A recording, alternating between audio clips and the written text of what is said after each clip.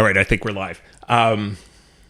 Okay, so I've been wanting to do this for a while, and I was thinking I was going to do this as a video, and then I thought if I do it as a video, it's going to take me a while to edit it, and then by the time I get it done, there's a whole bunch of other videos I want to work on. So I figured I would do a live stream. I think it'll work for this.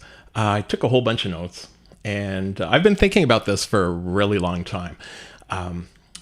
You can probably tell from the title that we're so lucky to be making music in 2025. And I'll tell you why. Like, the whole nostalgic thing about the whatever it is, the 50s, 60s, 70s, 80s, 90s, I agree. Like, there is something to be said for that sound and even like having the actual gear in front of you if you're going with the reel-to-reel machine or whatever. But the truth is, like, it was annoying. It was a hassle. And I don't know if, like, some of you probably remember this and have probably gone through it, but a lot of people haven't experienced that at all. And let's just say that the nostalgia is nicer than the reality that it was, because it was a hassle. Like, the biggest thing that I think about constantly, I should have more on my mind than thinking about this constantly, but I do think about this a lot, about how lucky we are. Because, okay, if we back then, if you wanted to buy a delay for your studio, but you couldn't really have, like, you could have a studio at home, but like, it wasn't much of a studio. Like, you'd have a recorder and then your effects and you know, whatever. But let's say you were to set up a little studio at home and you wanted to buy a delay. So if we go here and I'm just trying to think of like something that would be the equivalent of an older delay. Okay, here we go. This tape echo. So this is based on, was it Echoplex? I think it was. And I think they call it Echoflex or something. Anyways, you wanted to buy this machine, and so you had to go out, you know, you buy it, you bring it home, you start working on it. But the thing is, like, you would have this, like, I have it here on a track that has Serum and an EQ and this. So basically, this EQ is built into Ableton Live, but if we wanted an EQ, you know, let's say you bought a Pultec,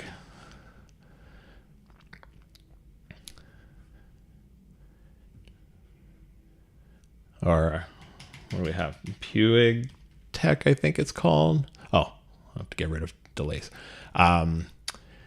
So let's say you had this here instead of the EQ in Ableton Live. So this is basically, so this is our compressor, adds a bit of color, whatever. So you had to buy this and you had to buy this. And whatever's going into it, in this case it's Serum, that would be a synth. So you'd have to buy the actual synth, the whole machine. Over time, you could buy like a rack unit with the MIDI connected to it, but like overall a synth was a synth because a lot of the time you wanted to have the knobs made for that synth specifically, which is still nice to have. Like, honestly, if Serum was a synth today, I'd consider buying it, like, just because you would have all of the buttons doing exactly what it is for that. But we'll skip that. So yeah, you'd have to buy your synth, you'd have to buy these two. But the thing is, they're working on this. So if you decide to record your guitar on a different track, so you go to this, you go to another track for vocals over here, you know, it's empty down here. So these here were used already for your track earlier. You could bus them and then use them that way, but then that doesn't let you have specific settings for each. So in this case, if I want to add another Pultec here, I have this on my vocals. And if I want to, anyway, so you get the point. You would have to do this for each input. If you want to have a different delay on each input, you have to buy a different delay for each input. Now you buy a plugin, you can drop it on all of these. It doesn't matter. And that's probably the biggest thing. Like, honestly, you could pay $1,000, $1,500 for for an effects unit, and it could only be used in one place. So the fact that we have that unlimited now, and if you're buying the plugin for $30, most of them are on sale for $30 at some point. You can drop it on as many tracks as you want. Like that, we have to appreciate that of what we're able to do now. It really makes a huge difference. The same thing, like I said, with synthesizers. If I get rid of this here, I haven't really played around with there we go. I'm assuming we go to instruments and synthesizer. So if I look, I have the synths here, baseline, which oh no, that's not the one I was thinking of. I don't use that one. The riser. Okay, Audio Blast, which is Acid Box, is basically 303 plugin. And that's the other thing. You'd have to buy all of these different drum machines that were a lot more. Like if we calculate how much it was back then, I wonder how much it was back then. I'm curious now. Let's just go here. So let's do 909 cost when released. Whoa. $1,300. And assuming that isn't adjusted for today's money. Okay, here, they mentioned it here. So about $1,200 and equivalent to $3,600. I think it'd be more than that, wouldn't it? 1980, let's say $1,200, 1983 to now. Yeah, $3,800. Anyways, over $3,000. And if we go back into Ableton here, I have a 909, this one here, the 909 clone or a replica or whatever you want to call it, a 909 plugin. And this might have been a little bit more than $30, but let's say it was like 50 or so compared to 3,000. And then if I want an 808, and then if I want the 808, I just go here.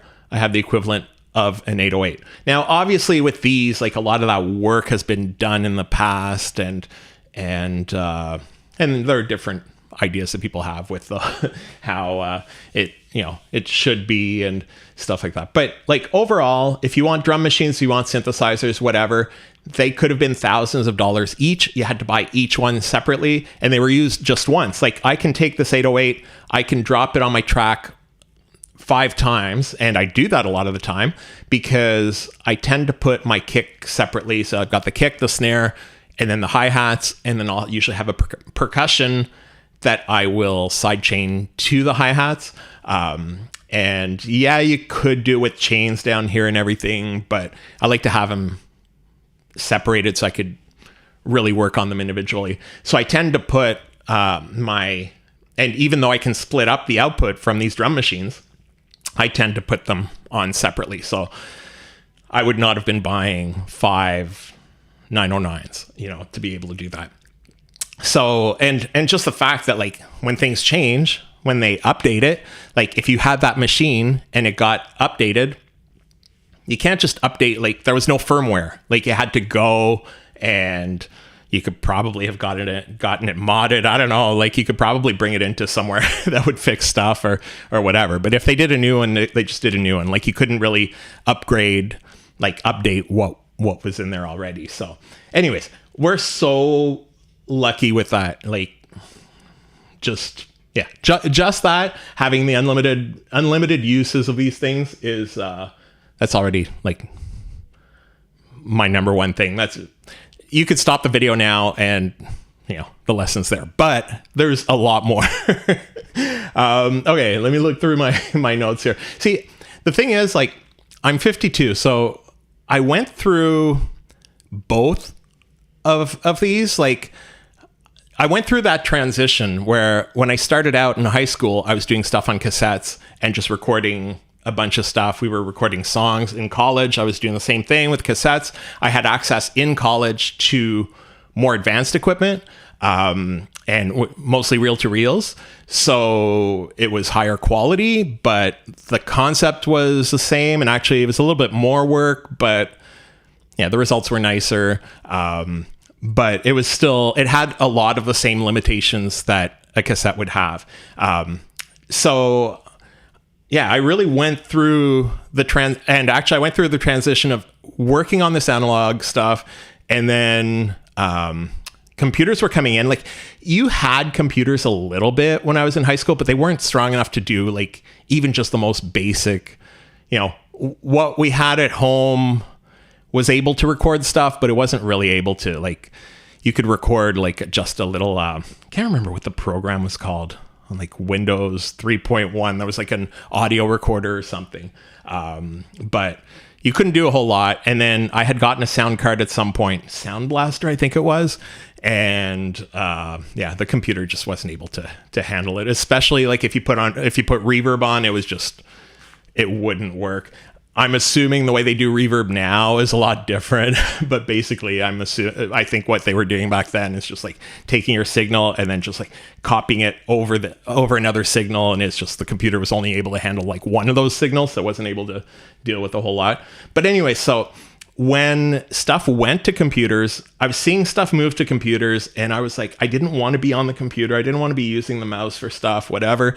So I actually tried to, I don't know if I want to say resist that, but I was like, you know what? Instead of the computer, I'm actually going to get myself set up with a nice system at home. Like, my mom had bought me this Yamaha DJX. I guess they call it a synth. You don't have a whole lot of effects on it, but it's basically a synthesizer.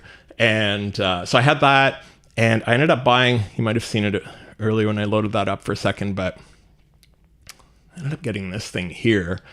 And I was like, I want to be able to use the knobs, do whatever. So I bought this, which was called Mini Disc. I should probably talk about that later, but because we sort of went from cassette to reels and to this Mini Disc thing. But anyways, skipping ahead is I had this, and it cost me $1,500 when I bought it, like Canadian. And when I sold it, like maybe 2 years later, maybe 3, I got $150 for it.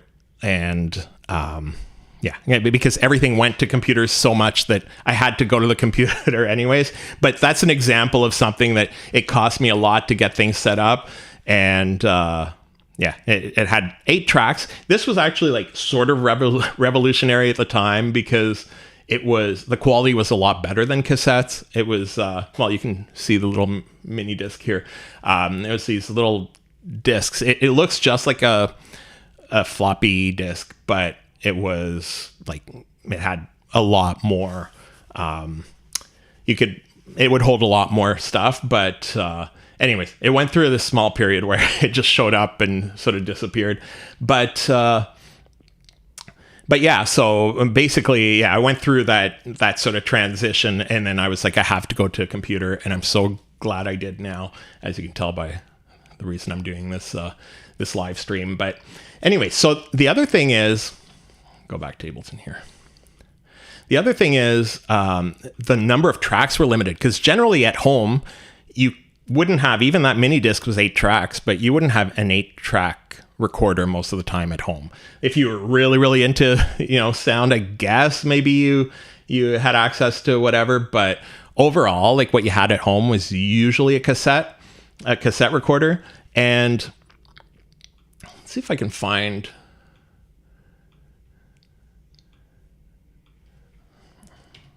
I don't know which one I had, but cassette 4-track.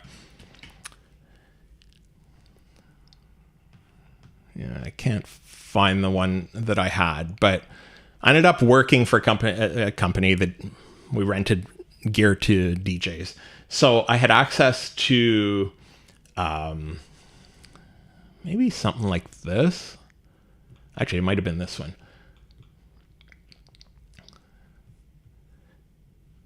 Is this new? I guess they started making these again.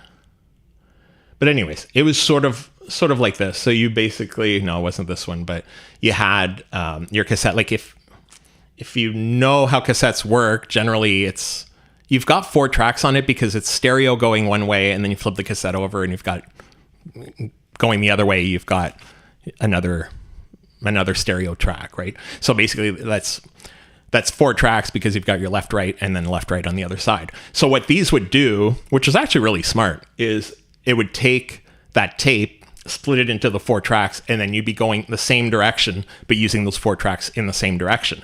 But the thing is, like, it's 4 tracks. So if we go to Ableton here, it's these 4 here.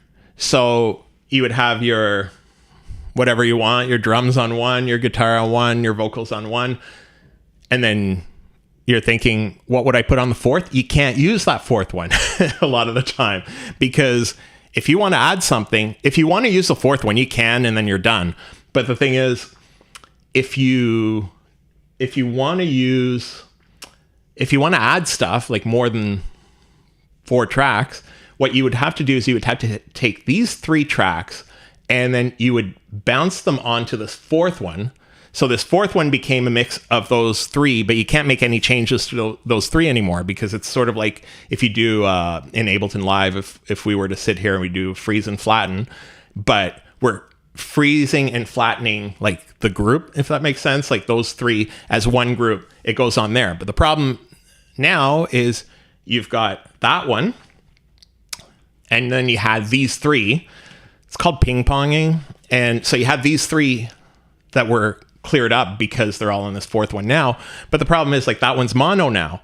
So you don't have a stereo. Like, if you had 4 tracks, you probably weren't doing a whole lot of stereo stuff. But anyways, so then what you could do is you could record on 2 of these tracks. You could record whatever, like extra little percussions or whatever you wanted, a cowbell. And then what you want to do is then you would bounce if you want to add more stuff after. So you're up to what, 6? You're really only up to 5 tracks at that point. And then you'd have to bounce them along with the one that you had bounced earlier onto, let's say, this first track. So this one becomes a mix of the one that you bounced earlier and then these 2 that you just did. And then you're going back and forth. But like I said, you can't use all 3 because you have to keep bouncing. And every time you bounce them, you lose quality. Like if we go on Ableton Live, if we were to do the same thing right now, we wouldn't lose any of the quality. Like we'd lose the functionality of being able to fix up, like make some changes to it. But you wouldn't actually lose the quality. This one, the quality just got worse and worse over time. So it was very, very limited. So it made you be creative. Like you were able to be a little bit more creative with how you work with stuff. But it was annoying. Like that limitation was like, it was a real limitation. Like, and then if you had 8 tracks, well, it was the same thing. Like you had 8 tracks. Technically 8 tracks was exactly the same thing that I just said, but you could do it in stereo. So if you had an 8-track reel to reel, let's say, you would be able to move, like bounce those, like ping pong those back and forth, but the quality would be a little bit better. But you'd be using 2 of these tracks at a time because you're bouncing everything. You're bouncing your left and right together. So then you'd have the other 6 tracks to work on, but not really, because you'd have the 4 tracks to work on, like these 2 here, like I was mentioning earlier. Anyways, it was a hassle. And yeah, like just having unlimited tracks like this, and like it's amazing. And even like some of the lower Ableton versions or some DAWs will have like an 16 track version or whatever for free or almost free or whatever. And just that seems like such a big limitation. But the fact that you have that, plus you have like unlimited plugins that you can put on it, it's... We were so lucky. But yeah. Okay. So the next thing is automation. And the thing with automation, like if I take this here and I were to put, it doesn't matter what the notes are. And then I want to go to the envelopes here. And then what do we do? Let's say we're on the delay. So we have the tape echo. And even just turning it on and off. If I want to turn it on, I have this off. I turn it on just for this note, and I turn it back off. If you had a pedal before, or a delay unit, but like a rack unit, but let's say you have a pedal and you're playing the guitar, and it's still it's the same way now with a pedal, but overall, like you have the access in here to be able to do stuff with the effects, where instead of like leaning down, like, okay, turning the pedal on and off, now that I think about it, like we have that. But then if you want to change, we'll do the sustain, which I think on here is, okay, let's do the delay time.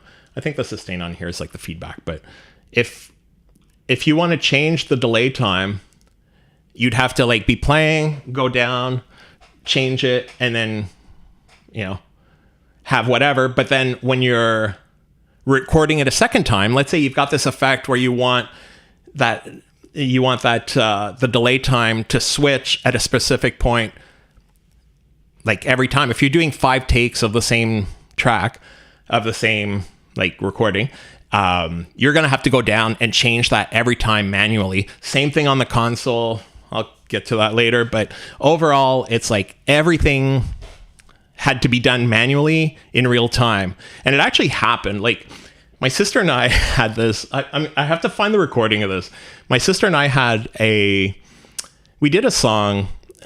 If you know the New Kids on the Block, there was like in the middle of the 80s where they were like really, really big, people either loved them or hated them. And I don't know why. Like I listen to their music now, and there's some good stuff in there, but it was like cool not to like them. And they came to our city and people did a protest. And I remember going to this protest. It was basically like maybe 20 people in front of their hotel yelling, you know, go away, New Kids, we don't like it, which was really dumb when you think about it. Like it was the dumbest reason for a protest. And my sister and I did this song called We Don't Like New Kids. And we sent it to a radio station. And the radio station actually called us and played it on the air. So they did a little interview with us. And I heard it a few months ago. So I do have it around here somewhere. And I'll have to play it on here one day. But anyways, we did this song, the whole We Don't Like New Kids, which is really weird because it was like a sort of hip hop type song, and they played it on the rock station, which is probably the only hip hop song they ever played on the rock station. But anyways, there was this spot where something happened, and there was something about running them over. I don't know, whatever it was. And we had like a car crash sound, and I didn't have it on the tape, and I didn't have anything to like bounce. I could bounce it back and forth, but whatever. So what I ended up doing is doing it live. So we were playing the song on there, and while it was playing on the radio, I had to go and like add the sound effect of a car crashing at this specific point. And the only other way to have it on there, like I said, would have been to re-record it and bounce another time, whatever. Like it was a hassle just to add one little thing. Like if we want to add a little thing, you want to add a car sound on here, you just add the car sound, it's done, you know? So yeah, we're so lucky. I know I keep saying that, but it's true. And then I'm just looking to see if yeah, exactly. The mixing board, I'm acting like somebody's telling me, yeah, don't forget this. The mixing board, that was the other thing. The mixing board was the same thing. When you're doing your mix down, if you want to have this, you're doing this, you can automate these levels as it goes through. And then when you export, it's got all of your levels done. But you would have to sit there on the console and remember, okay, I want this to be louder at this point. And you're like, okay, I want the vocals to be a little bit louder here.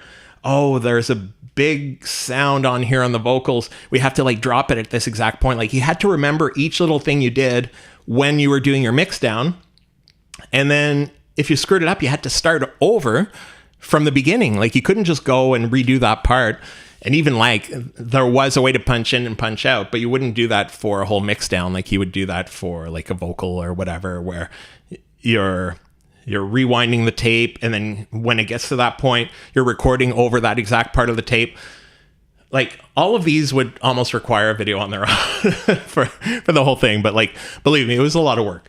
And then on a mixing board, like to remember which is which, like here, if this is my lead, it says lead right here. If you had your console, you would actually have to put tape down, right? This is your lead, this is whatever. Like over time, you get used to it where I didn't know this actually at the time, but I've found out since then that a lot of mixing engineers will have, like they would use the same track for the same thing. So they'll know that their kick is in a certain spot, their vocals are in a certain spot, you know, like they might not always need the tape because a lot of the stuff is, but still you had to sit there and patch everything in and remember where it was or write down where it was. Like it was a hassle where we've got these labels. We can change the labels. If we switch what this instrument is, we just switch the label. We don't have to go and like take the tape off and remove that. Like anyways, it was a hassle. The other thing is here, if we go through here, we have like unlimited recording time. Like basically, they did an update a while back on Ableton Live, and they said that there were problems. I think it was for things that were over 7 hours, like recordings that were over 7 hours or something, that they weren't working right. So they made a change, and now you can record, like you could record for hours, and like tape wasn't like that, depending on which quality. And then you had to sacrifice like quality over. Like even with cassettes, like there were 120-minute cassettes, which were like an hour on each side, but they would always just get broken up in your cassette player. Like I don't know anybody who used those like on an ongoing basis, because they would. The word in French is froissé. Like they would end up just what's the word? I don't know. Anyways, I'm curious now.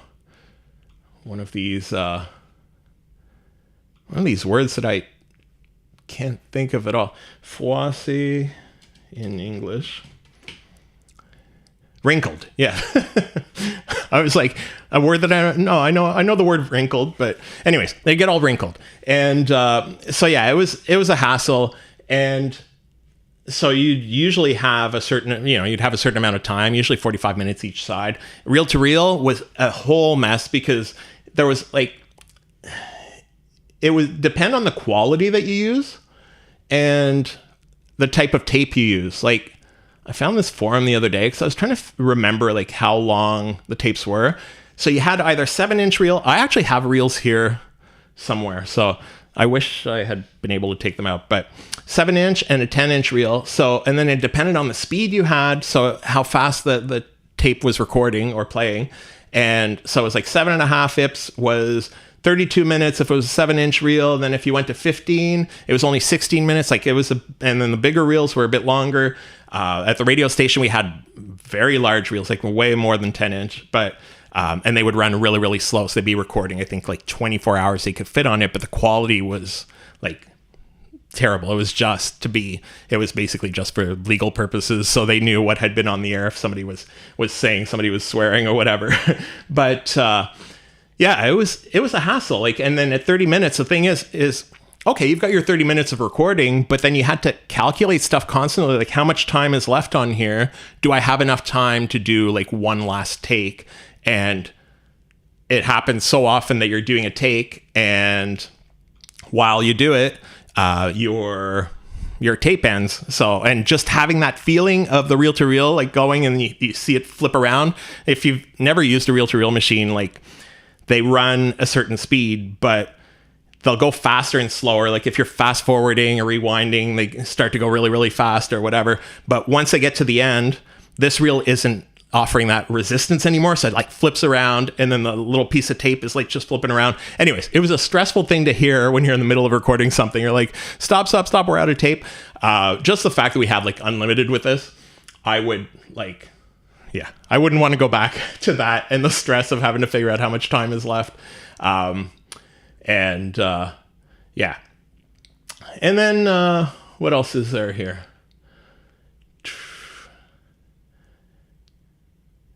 The cassette quality wasn't very good. I think we went through that a little bit. And it's true. Like now we have like at home, you can have the same quality as the largest recording studios. Like at the time they had fancy reel-to-reel machines, whatever. Like you had a cassette or a reel-to-reel with a few tracks or whatever. Like you have access to the same number of tracks. You actually have access to the same software because Pro Tools is used in most studios.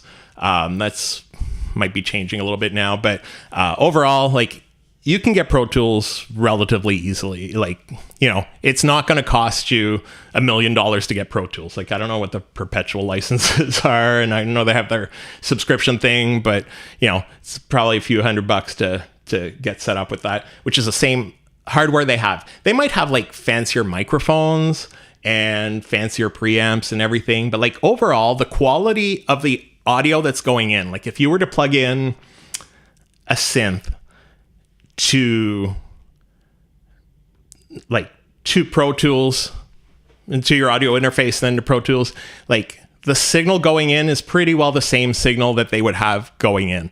Like I said, their audio interfaces might be a little bit fancier, but overall, like you're not dealing with extreme differences like you had before. Like the difference between a cassette and a 24 track, like high-end recorder is like reel-to-reel is very, very different. So, and the consoles that were $1 million, like you don't have that. Like you don't need this is your console here. Like, I don't know. We're just lucky to not have to deal with any of that crap, and that our quality is able to be much closer to what the fancy quality would be from, you know, professionals. So, and then, oh yeah, so the tape was expensive. That's the other thing. And it's true. You had to buy a different tape each time. Like this one, okay, you might need a hard drive eventually.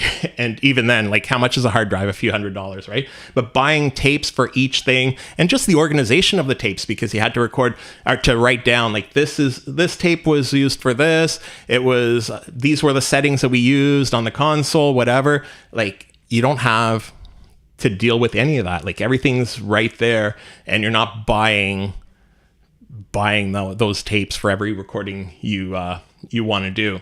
And then the editing was even more annoying because I think I'm going to do a different video about this at some point, but editing reel-to-reel was a hassle. If you go like, if we have this clip here and we bring it here, I'm just going to make it bigger. Like it's a MIDI clip, but overall, like it's going to be the same thing. If we want to split it here, we just go edit and then split it. And then it's just split into two, and it would be the same thing if this was audio. But on a reel-to-reel, like if you don't know about that, oh, you're welcome. Hi, Jonathan Stuckey. Thank you so much for being here. And yeah, basically just feel like I'm rambling on, but there's just so much in my head that I've wanted to get out for so many years. But yeah, editing on reel-to-reel. Okay, this is how it was. And I'm going to do a separate video about that too. But if you wanted to edit, you would literally have like a razor blade to cut the tape. Like you would have this little, it's a metal, basically a metal, I don't even know how to explain it. It's like this metal. Oh, sorry. I just lost some of the, there we go. I had lost my screen for the chat. you'd have this, it's basically this metal block with little grooves in it that were the size of the tape. And then you would have to take the tape and you find the exact point where you want to cut. Like basically we'd be looking at,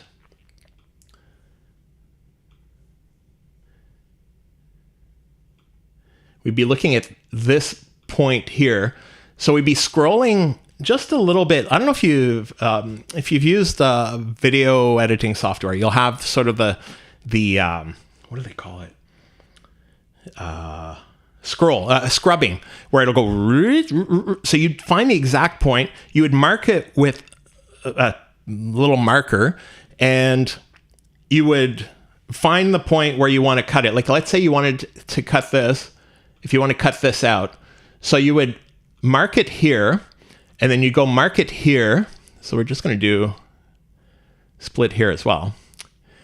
And then what you would take is you'd take the tape out from here, from that first part, you'd drop it onto this little block, stick it in there. You'd literally cut the tape, and then you would go to this other spot here, this other cut here. You would cut the tape there, and then you'd bring the two pieces of tape in together and stick this, like it's basically like Scotch tape. That's the exact width of the tape. You would stick that on there. And so these would be cut like on an angle, so it wouldn't be like, it wouldn't sound too choppy when you play it. Like we wouldn't even notice it when you play it. But anyways, so you'd have these two pieces of tape. You would take this out. You would take this tape here and bring it here, and then have that cut on an angle and like tape it back, literally tape it back together. And I remember doing this not a remix, but I did this little edit of a song, and it would go, I think she said, "Fantasy, you are my fantasy," or whatever. But I wanted to put you are the same way they had it in the track, but I wanted to do something similar with it. But to do that, you would have to like cut the tape, cut a little bit further, and you had to be really careful with the tape, because if you had too many edits, it would just sound like, it wouldn't sound right. So anyways, all that work just to like take that little part out. And if you wanted to take this part out, you had to start over, do the same thing. It was really, it was annoying. So it's nice that we don't have to do that anymore. Like if we have the waveform in front of us, if we want to cut it, we just cut it. It's done. Like that's beautiful. And even timing tracks, if you did remixes or something, you had to time everything perfectly. You had to record it, and you had to figure out the exact BPM. You had to record it. If you wanted to put like a song over a beat, you had to do everything manually. It was a hassle. Now we just do warp in here and it's done. Like it's, we don't have it here because this isn't audio, but you can just warp stuff in Ableton or in whichever software you have. Not all software does that, but a lot of them will do something similar where you're able to adjust the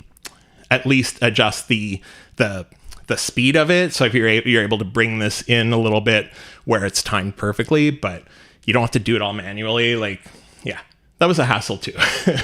And oh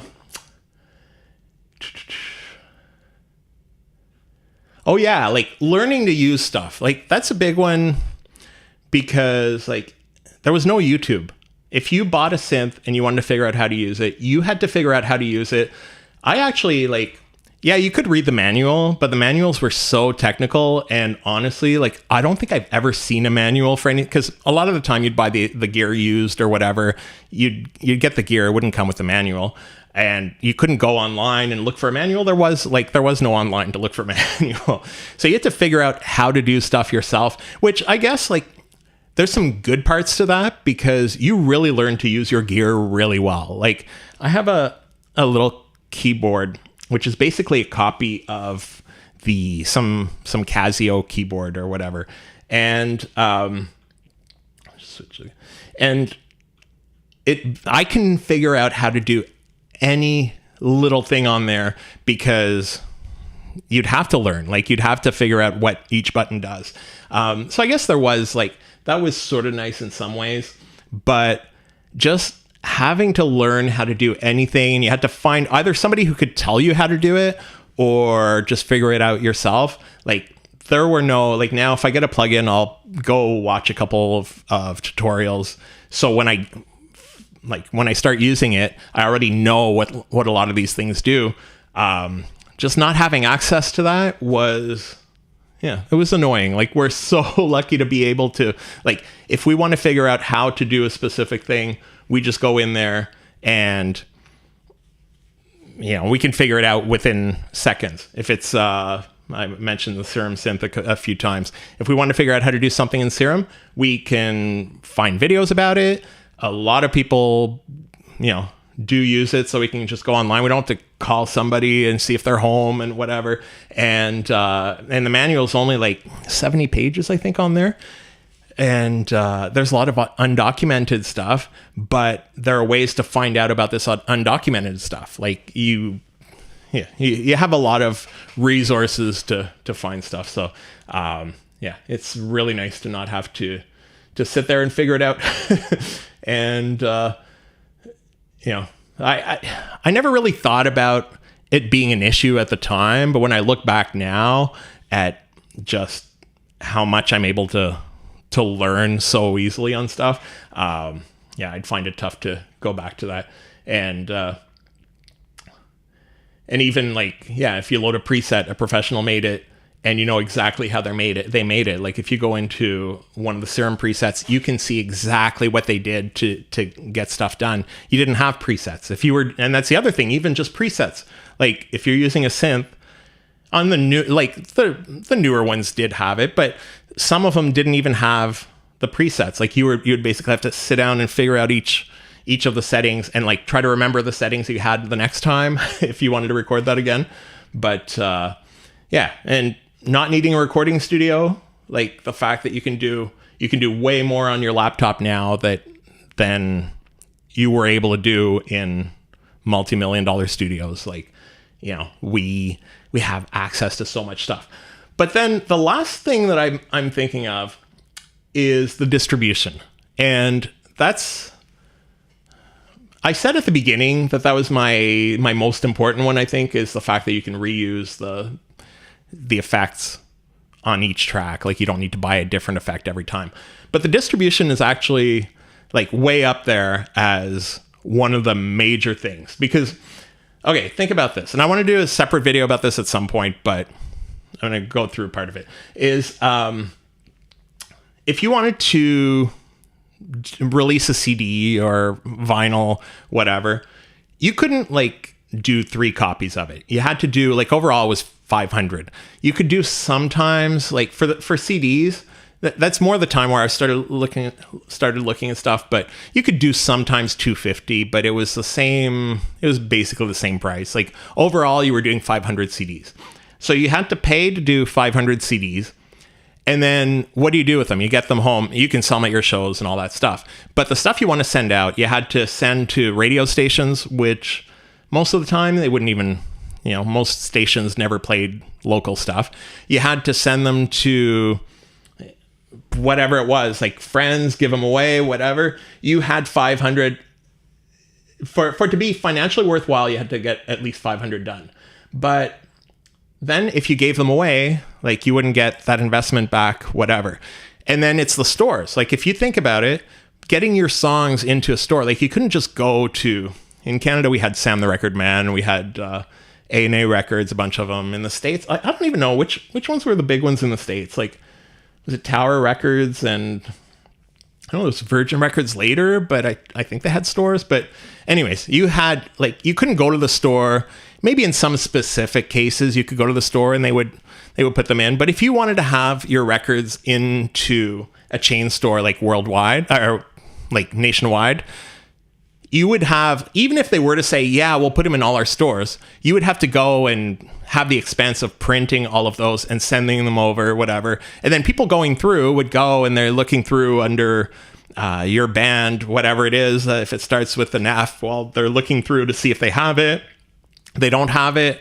It was a hassle. And then for me, I was doing dance music, so I would have had to do vinyl and send them out to record pools, which with record pools, you didn't get paid. Like, they were giving away for sort of free to DJs, but like DJs, it was sort of like a subscription type thing. They would go a lot of this time like to a record shop, and then they pay $100 a month and get a whole bunch of records. But you had to be like fronting that, and then you had to pay the actual shipping for the records, whether you're sending them individually, whatever. Like it was, distribution cost a lot, and it was tough. Like I said, you weren't able to get nationwide into stores. But now, if we go to like Spotify is the same store that Taylor Swift is selling her music at. Like there's no store. I don't want to give him ideas because I wouldn't like it if it wasn't like that. But there's not like a store that doesn't have the independent stuff and only has those major artists. So you have access to the same ones, like Spotify. If we go to DistroKid here, and they'll send your stuff to Spotify, Apple Music, and then TikTok, some of those, Amazon Music, all of those, Tidal. Those are the stores that all of the major artists are on. So we have access to the same stores. Like we have access now to the same, let's say the same quality, maybe not the same skills because they're, they're paying, professional mastering engineers, whatever. But overall, like if you really wanted to learn the stuff, you can learn, that's dependent on you on how many of these skills you learn. Right. But we have access to the same equipment. Basically, like I said, they have fancier microphones, whatever, but you can get a very similar sound with equipment that is available to consumers, right? And then for the distribution, you have access to all the same stores, like the exact. I realized that I hadn't switched the screen, but you have access to all of the same stores that they have.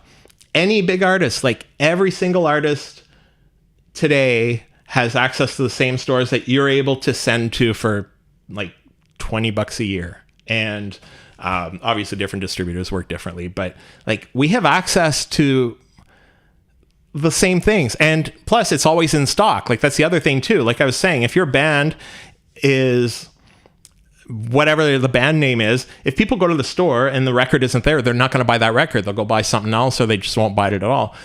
If they go search your band name on Spotify or on Apple Music or on Amazon Music, they have your track. Like it's not going to be out of stock. You don't have to send it to each one individually. Like you're basically just uploading it once to your distributor. It sends it to everybody. Like compare that to before. If you found a distributor that would want to carry your music in stores, you had to find the find a distributor willing to do it. You had to pay for the actual media to be done, like the CDs or the vinyl.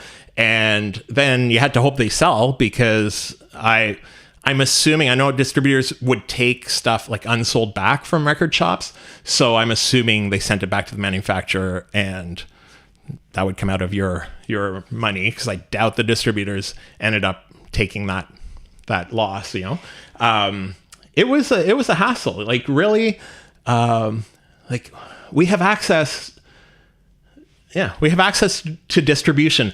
Of course, like that bar went down, the barrier to entry. So a lot of the time, like you have more competition, but I'd rather have like more competition and have access to these stores than have less competition, have zero access. Because like, if we're realistic about it, unless you got signed to label, like your access was pretty well zero to stores nationwide. Like I said, I'm sure if you were doing a specific style of music in a specific city and you had that following there, whatever. But having your music in every single music store in the country or in the world, like there was no way to do that as an independent artist with a just regular budget. So anyways, yeah. So that's from recording to distribution.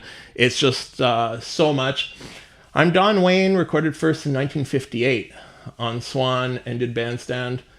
I'm still playing and use DistroKid. You're talking through. Thanks for the promo. Thanks for being here. Thanks for the insight too. I have a microphone here. Hold on. I have a microphone here that you might recognize from that era. that my uncle gave me. Hold on, I'll just switch the camera here. And it's one of these Shure. I don't remember what these are called, but it's got an interesting sound in it. It's got a lot of background noise too, and even if you touch at a certain point, you'll get hum. Like it's a bit of a hassle going back to, like I said, that could have been another point where the hardware, it was a lot more work to get sound out of specific things. But yeah, it's still an interesting. Like I love having that sound of being able to go back to replicating the sound, but I wouldn't want to go back to replicating the work that was involved in just recording something. You use that mic. You love ribbon mics. You know what? I've never used a ribbon mic, mostly because I've always heard that you had to be so careful with the ribbon that it wouldn't break. That they've scared me all this time, and I should one day, because I'm assuming it's not like, I know they say you don't want to use it for a kick drum or something, I guess, because the air will break it, but I'm assuming it's the air. But I've heard so much about ribbon mics, and I have to decide one day to not be afraid, try to use one, because I don't know, I know what you mean, because I've heard a lot of the stuff. I didn't know if what type of microphone was used, but the times that I've heard stuff that is from a ribbon mic, I really like the sound. So you'd have a lot of stories about this stuff. Like honestly, it was fun, but it was just, everything was just so much more work. And the fact that we can sit there, you can do stuff in 10 minutes now that would have taken hours to set up and everything. So I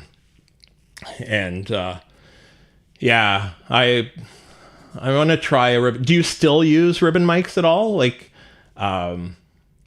have to look into them, because like I said, I've always been afraid of them. So I've never even looked at them as an option. I've always looked at the condenser, dynamic, whatever, but I want to try some ribbon mics one of these days. So, and so I'm grateful that we're able to do music like this, and we're able to do so much. I had an uncle that did a lot of music and stuff, and my sister says it sometimes. She says, do you realize what he could have done, what he would have done with the equipment we have now, whether it's video stuff.